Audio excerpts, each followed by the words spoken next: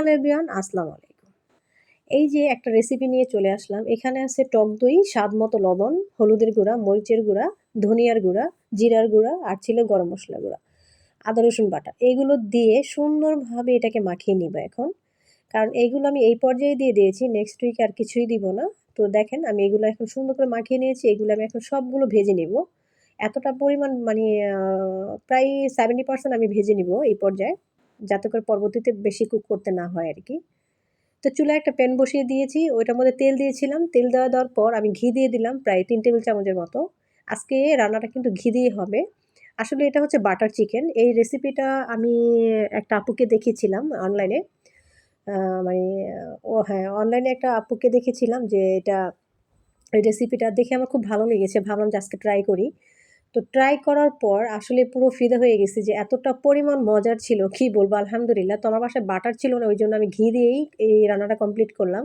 Butter দিয়ে রান্না করলে যে আরো কি পরিমাণ মজার হবে এটা আসলে আমার ভাবনার বাইরে। তো যাই হোক, আরেকদিন আমি বাটার দিয়ে রান্না করব, সেদিনও রেসিপিটা দিয়ে দিব।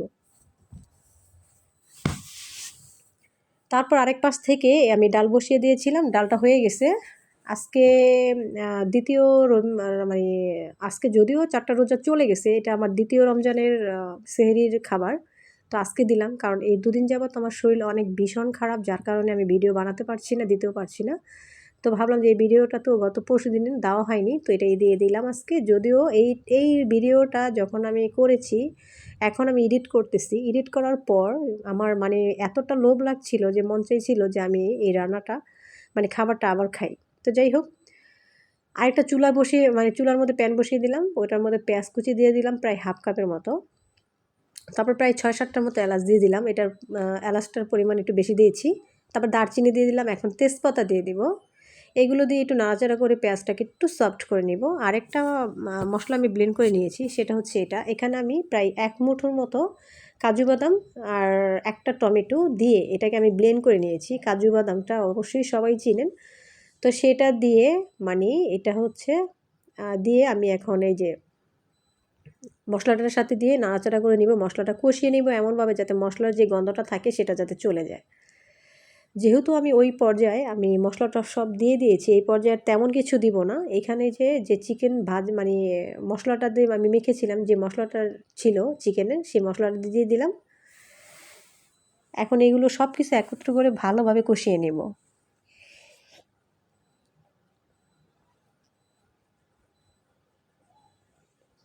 এই পর্যায়ে মশলাটাকে ভালোভাবে কষাতে হবে, আর তাতে করেই কিন্তু তরকারির টেস্টটা অনেক বহুগুণ বেড়ে যায়।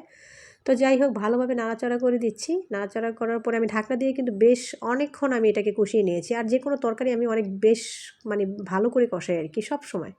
তো দেখেন দেখেই বোঝা যাচ্ছে আমার মানে কষানোটা কিন্তু হয়ে গেছে। উপর থেকে তেলটাও ভেসে উঠেছে আর মশলাটাও কিন্তু ছাড়া, ছাড়া ভাব হয়ে আসছে।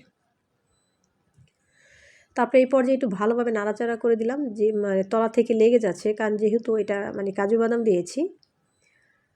এই পর্যায়ে কিন্তু একটু মানে টমেটো সসও আমি দিয়ে দিয়েছি, সেটা অফ ক্যামেরায়, ক্যামেরা মানে ভিডিওতে ওঠেনি আরকি। আমি প্রায় ৩ টেবিল চামচের মতো আমি টমেটো সসটা দিয়ে দিয়েছি। আর এতে করে টমেটো সস আর হচ্ছে কাজু বাদাম এগুলো দেওয়াতে আপনার নিচ থেকে লেগে যাওয়ার একটা সম্ভাবনা থাকে। তো এটাকে ভালোভাবে নাড়াচাড়া দিয়ে কিন্তু ভালোভাবে কষাতে হবে।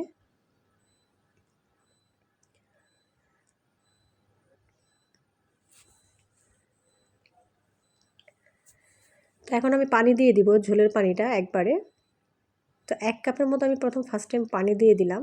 তারপরেও আমি আরেকটু পানি দিয়ে দিয়েছিলাম, যেহেতু এই পানিটার মধ্যেই আমার কষা মানে মুরগিটা মানে চিকেনটা রান্না করতে হবে, এজন্য আমি পানিটা কিন্তু একবারেই দিয়ে দিয়েছি। পরে কিন্তু আর পানি দেওয়া যাবে না। তো এই পর্যায়ে আমার একটু মনে হলো মশলাটার মরিচের গুঁড়োটা একটু কম হয়েছে। তা আমি কিন্তু আরও 1/2 টেবিল চামচ মরিচের গুঁড়া দিয়ে দিয়েছিলাম। এটা কিন্তু আমরা জাল বেশি খাওয়ার কারণে দেই। যে যেমন খায় সে সেরকমই দিতে পারে, কোনো সমস্যা নাই। আমার মনে হয়েছিল মরিচের গুঁড়োটা একটু কম হয়েছে, তাই দিয়ে দিলাম।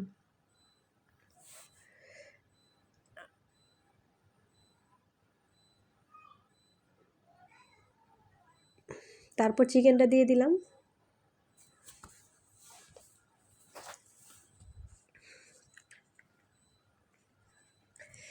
চিকেনটা দিয়ে এখন ভালোভাবে মশলার সাথে মিশিয়ে নিব। আর এখন এই পর্যায়ে আমি আঁচটাকে চুলার জালটাকে মানে কমিয়ে দিব আর কি। একেবারে লো করে দিব। এটা লো আঁচেই কিন্তু রান্না করতে হবে। তো এই যে দেখেন লো আঁচে রান্না করার পর যখনই কি প্রায় অনেকটা হয়ে যাবে তখন আমি দিয়ে দিব এই পর্যায়ে আসলে যে ফ্রেশ ক্রিমটা আছে ফ্রেশ ক্রিমটা দেওয়া দরকার, সেটা আমার বাসায় ছিল না, ওই জন্য আমি গুঁড়া দুধটা উপর থেকে দিয়ে দিলাম। ফ্রেশ ক্রিমটা দিলেই সবচেয়ে বেটার হয়। তারপরেও কিন্তু গুঁড়া দুধ দেওয়ার পরেও কিন্তু খাবারের টেস্টটা অসম্ভব মজার ছিল, এত মজার ছিল কি বলবো। আলহামদুলিল্লাহ অনেক বেশি মজার ছিল তরকারিটা। তো যাই হোক, এখন ঢাকনা দিয়ে দিব। আর এই পর্যায়ে আরেক কিছু দিয়ে দিব। আর চুলার জালটা কিন্তু একেবারেই লো থাকবে, জালটা কিন্তু বাড়ানো যাবে না, এইভাবেই কিন্তু রাখতে হবে। আর এই পর্যায়ে আমি ঘি দিয়ে দিব। ঘি কিন্তু ফার্স্ট টাইমই আমি দিয়েছি অনেকটা, তারপর এই পর্যায়েও আমি দিয়ে দেবো। মানে পুরো রান্নাটাই কিন্তু বাটার দিয়ে করতে হয় আর কি, বাটার ছিল না, ওই জন্য আমি ঘি দিয়ে রান্না করেছি। তারপর দিয়ে দিলাম 3-4টা কাঁচামরিচ ফালি। এখন ঢাকনা দিয়ে এটাকে লো আঁচে রেখে দিব। দেখেন রান্নার লুকটা দেখেন, এটি কিন্তু সম্পূর্ণ সবগুলো ঘি। তো রেসিপিটা কেমন হয়েছে অবশ্যই বলবেন, একবার হলেও ট্রাই করে দেখবেন।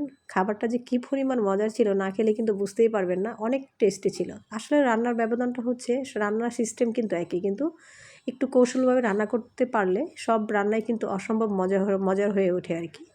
তো এই তো ছিল আজকের মতো ভিডিওটা, কেমন হয়েছে অবশ্যই বলবেন। আল্লাহ হাফেজ।